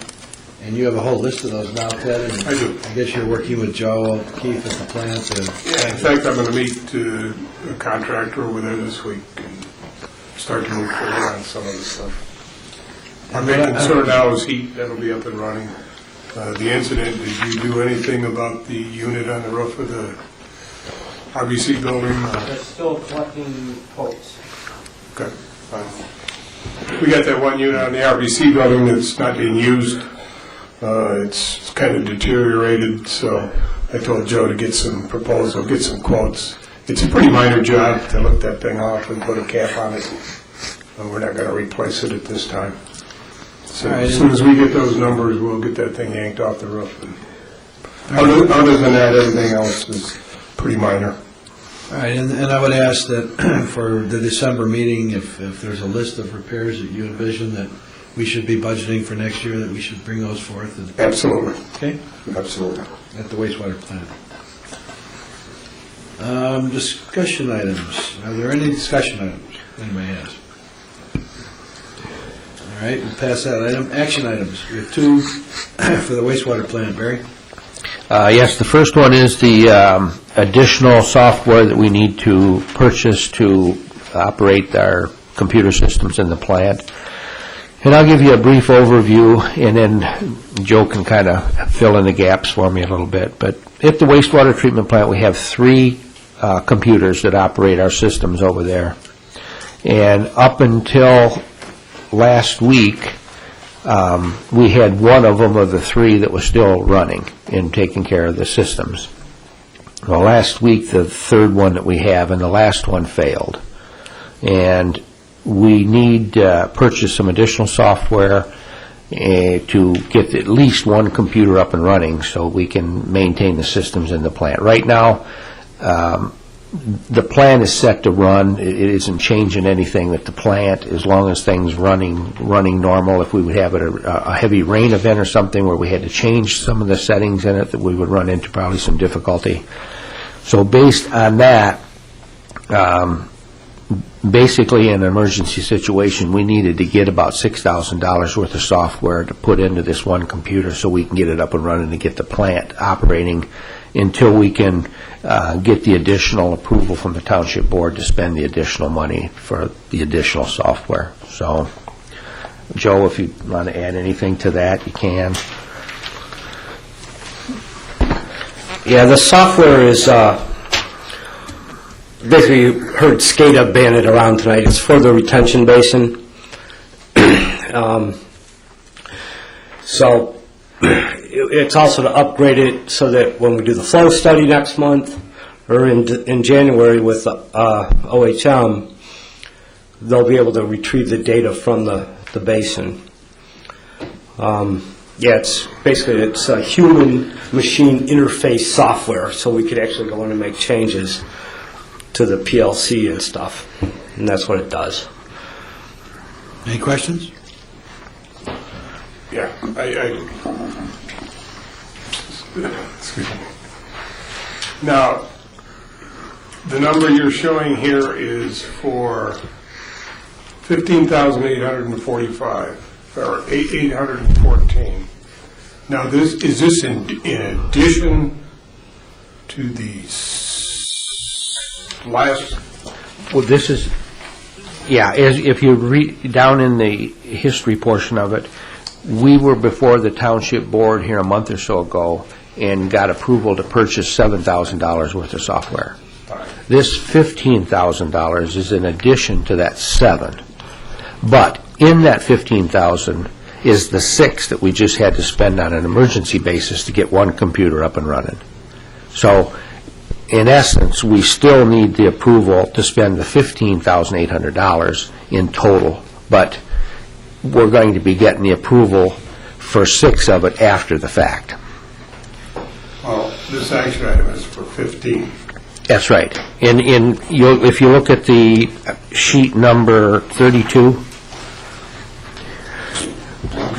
okay, the part that we had to order was C, in order to get one computer up and running, and that was the $5,995. We needed to get that one on an emergency basis to get at least one computer up and running, so we did that.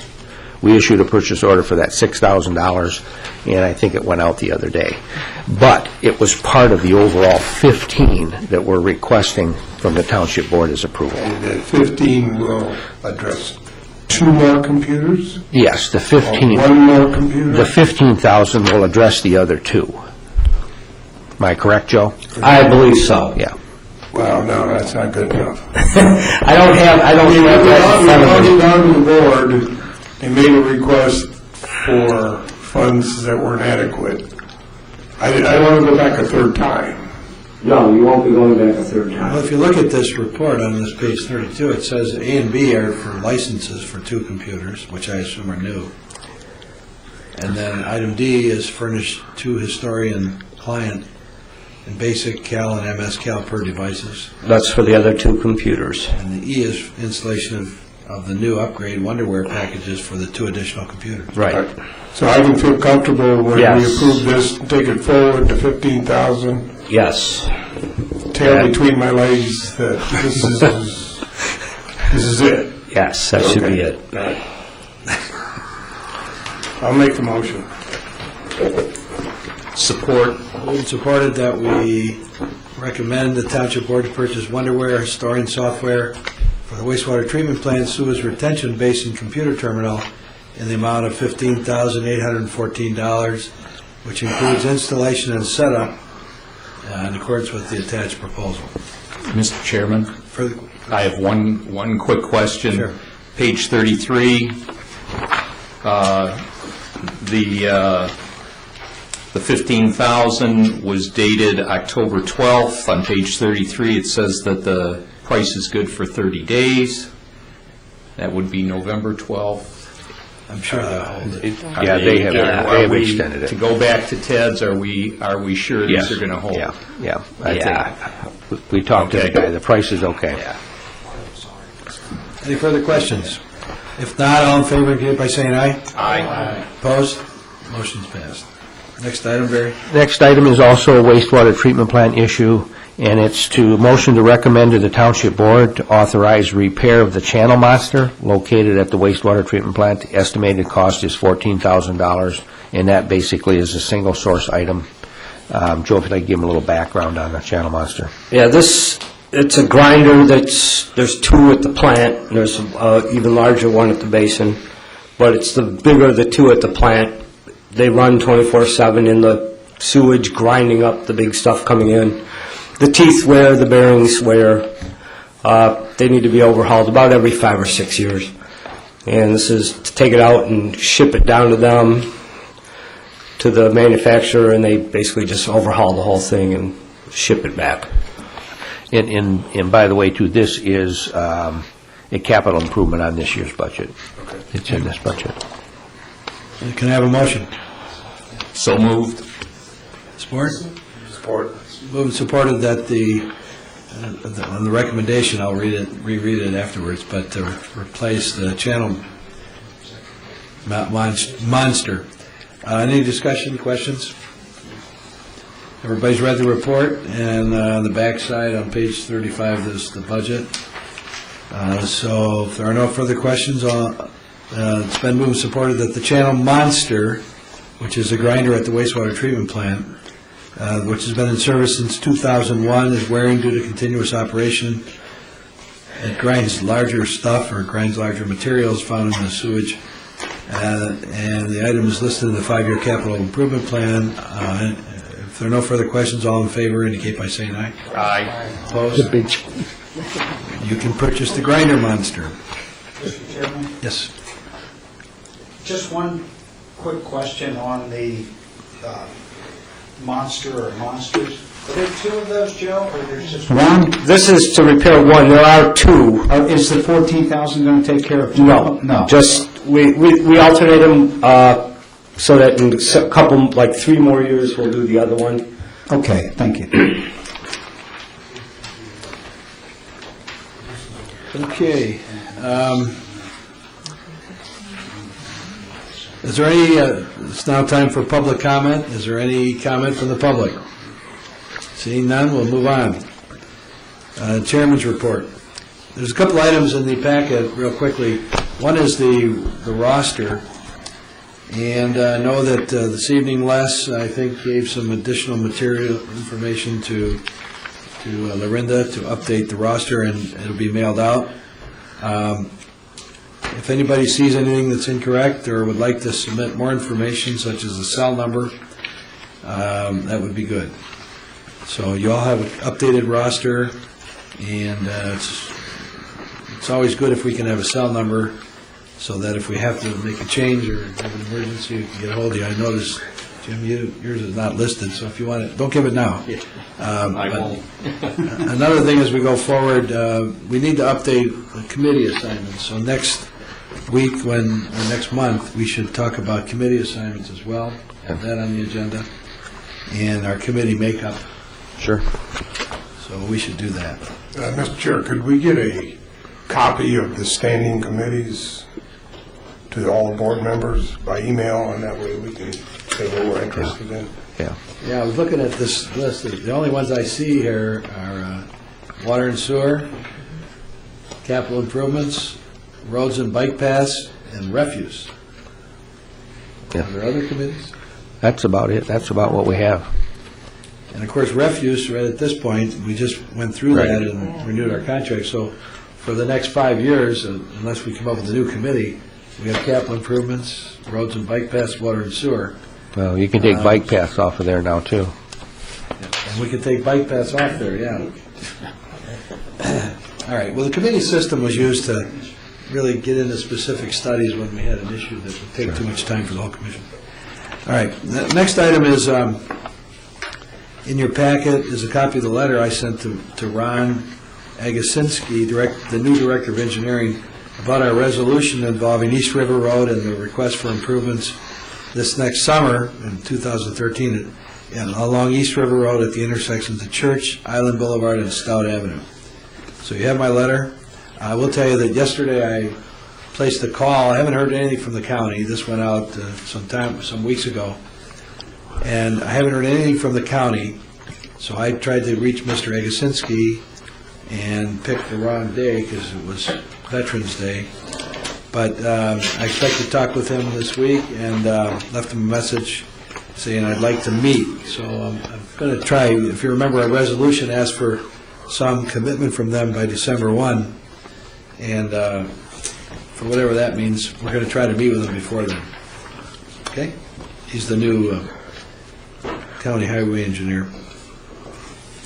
We also have in our packet a letter from Joe Keefe regarding their contract and required adjustment in their contract, and that's in there for your information. I don't have any further comment on that.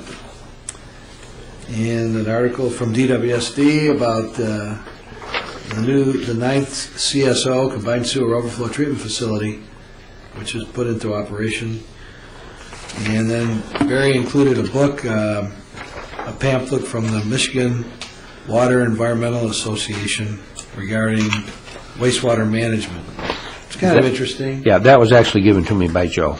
You put that. All right, by Joe. Thank you, Joe. So at your leisure, you can call Joe and ask him any questions. Might be in there. All right, I have an issue that I wanted to bring up.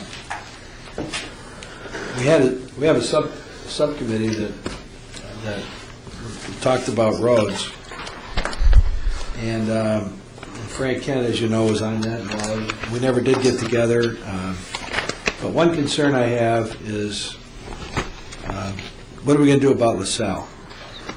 And maybe we want to have a meeting with the residents of LaSalle, maybe we want to wait till spring. pass those down.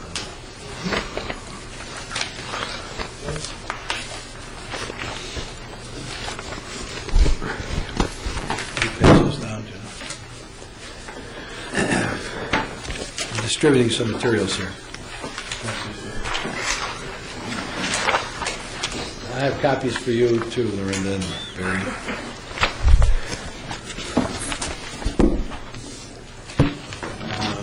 And then, Ted, I'm going to hand you 2 extra copies for...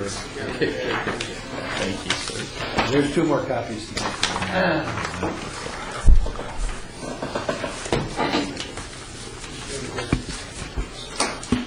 Could you pass those down? All right, what I just distributed to you, and this is new, I guess, this is new for you, Phil, I think, and for Les. I know Les knows where the South Court is. Do you know where the South Court is? I was here when this was discussed. Oh, were you? Yes. Okay. Yes. All right, well, the history is that we've talked about it over the years, and it's in very bad condition, as we all know. And so we put money, we said we would agree to, as we talked about our capital this year, we picked a figure of $45,000 and said we were going to set it aside to put towards LaSalle. It's a small cul-de-sac that has 9 homes on it and 1 vacant lot, and it's a dead end. It's a concrete road. And I attempted this summer to get a meeting set up with the residents to start some discussion about how we might move forward. And short history, it just, that didn't take place. The person I was dealing with said that, until we come up with a solution where there's no cost participation on the part of the residents, they weren't interested in talking, or that person wasn't. Nevertheless, it's a road that is in bad shape. What I distributed is the last cost estimate we had for it, which is $128,000, including contingencies and engineering. And then, some time ago, the staff had put together, if we were to assess some figure, and I know we just talked in generalities about, let's just say we had a $4,000 assessment. When we did a couple of other roads, I think Lake and Rucker, some 5 or 6 years ago, the assessments were $4,000 or right around there. So we just hypothetically picked a figure to say, well, what would the assessment payments be? And the payments looked at to be, for principal and interest, they would be about $300. If you spread it over 15 years, a $4,000 assessment at 2% interest, which is about 1% over what we're charging now, or what we're earning now, which is the way the statutes read. You'd have payments of about $311. Now, that's just an approximation because we don't have a real project in front of us. Annual payment of principal and interest. So I hypothetically just, on my own, threw a cost sheet together and said, well, all right, if the cost is $128,000, and we said we were going to set aside $45,000 this year, what will we set aside next year for the road? And of course, we're all concerned about how much money we put into this, and of our money that's available for road improvements throughout the township. And then we talked about maybe we'd put some drain money in, and the drain cost for the edge drain was in the vicinity of $15,000. And if we assessed $4,000 a lot, one of the lots is a corner lot that doesn't have a driveway on LaSalle, and so it does on Park Lane. So I just threw a hypothetical, I don't know what the policy on the township is, on a corner lot, but normally it's half of what the other assessment would be. So that would raise $38,000, and that would require, in order to, if we were to do it next year, require another payment from us from our road fund of $30,000. So in total, we would have $75,000 into it, residents 40, and 15 from the drain fund. Under this scenario, okay? My purpose in throwing this out is, I don't know of a better suggestion on it, but here we are in November, should we try to meet with the residents of LaSalle, property owners, before the year ends, or wait till spring, or does this scenario, how do you feel about this scenario? Mr. Yep. Go ahead, Wally. The conversation's been had before on this, and we had one gentleman alleging to represent the community of 9 people. Is that gentleman still in that position, or have you got any Well, I don't know. indication of anything different? I have no indication there's any difference, but I guess the question is, do we let that person, well, he's just one person. As far as I know, should we move forward with something in spite of him? That's my question. That's one of the worst subdivision roads in the township. And I'd like to see some forward direction on it personally. I would suggest sending everybody on that road a letter and inviting them to a meeting. And let's see what reaction we get. Is that? That's what I'm asking. I guess I agree. That's how I feel we should do something, so that we're not accused of doing nothing. We're now in a situation where we're doing nothing. Right. And we're offering an alternative that's different than the alternative that one gentleman requested. It's time to kick it off at dead center. Let's get a meeting together with all 9 property owners. Let them pick the date and the time. Give them an opportunity to discuss amongst themselves, and tell them we're not interested in having one person represent 9. We're interested in having 9 people represent 9. We'd like to hear everybody individually. And whatever position they galvanize themselves into at that point, that's the situation we're going to deal with. We got 9 of them come in and say, no, we're not paying anything, then we have a decision to make. If 7 of them came in and said, we're tired of this road, we'd like to pay $300 a year and get a good road out of it, would make our property values go up by $20,000, then we would have a consensus, a different consensus than what we have right now. We're dead in the water right now. Let's go for a meeting. Other comments? Yeah, I would echo what Wally's saying. I think we need to talk to them. Before we go too far into this, I think we need to find out how interested they really are. We know they want another road. We know they want it fixed, but how much how interested are they in working with us? It is not our job or our requirement to fix that road. It's a Wayne County road. We know Wayne County isn't going to do it, and we're willing to help them, but we haven't really seen any real interest from them other than the one meeting here where about, I think, 6 or 7 of the people, and there is 10, not 9. There's an owner of a vacant lot there, so he's in the mix too.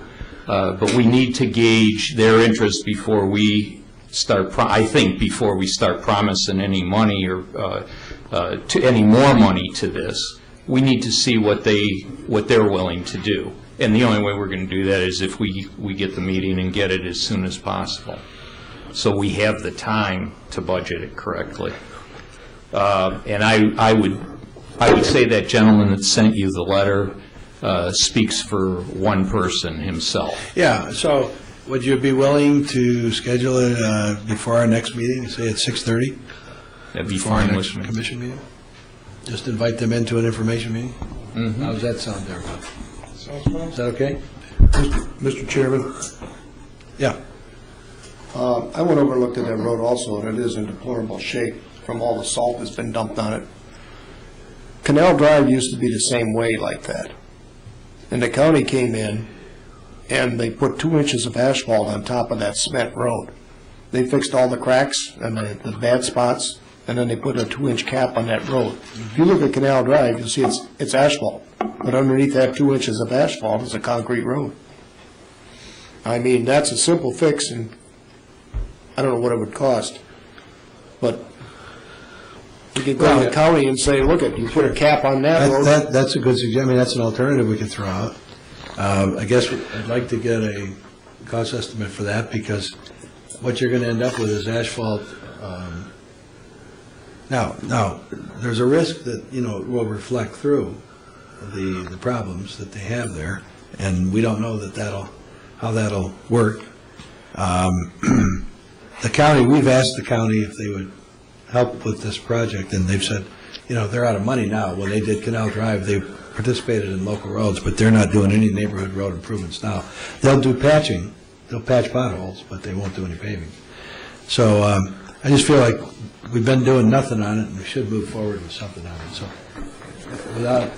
if everybody's okay, we'll schedule it for 6:30. We'll invite them into an information meeting, and I'll prepare something to mail out with an invite. Sounds good. Okay? Okay, that's my report. That's all I have. We'll go around the table. We'll start with Les. Anything else you'd like to bring up, Les? Not tonight. Okay. Phil? No, sir. Jim? I'm all set. Nothing further. John? Thank you. Wally? Nothing further. And Ted? I just want to again welcome Les on board, and I think we have one more candidate for our DPS commission. Jim brought him to me today. I think we've already reviewed him. Well, I also have a candidate. I haven't shared with anybody, so. Okay, well, that's good. It looks like because we'll have 2 positions available after the 20th. So for our next meeting, we'll have 2 positions open on this commission. So, and I guess the last thing, there's been a lot of news about the Detroit water system and the turmoil and how they're going to save all the money and lay off all the people or whatever they're going to do.